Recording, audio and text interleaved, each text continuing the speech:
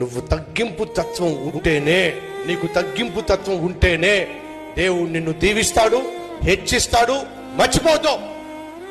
Bible సెలవిస్తుంది ఏమని?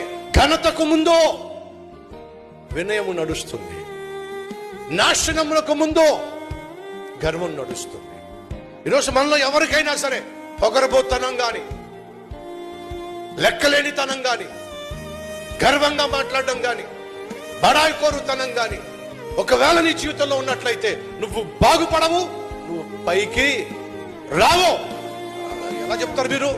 ఎందుకు చెప్తున్నానంటే బైబిల్లో దేవుడు చెప్పాడు, తనను తాను తగ్గించుకుని వాడిని దేవుడు ఏం చేస్తాడట? హెచ్చిస్తాడట. విర్రవీగే వాళ్ళను దేవుడు ఏం చేస్తాడట? నేలమట్టం చేసి పడేస్తాడు. ఏంట్రా ఓ రెచ్చిపోతారో? తొక్కి పడేస్తాడు. సౌలు విర్రవీగాడో, దేవుడు తొక్కి పడేస్తాడు. దావీదు తగ్గించుకున్నాడో,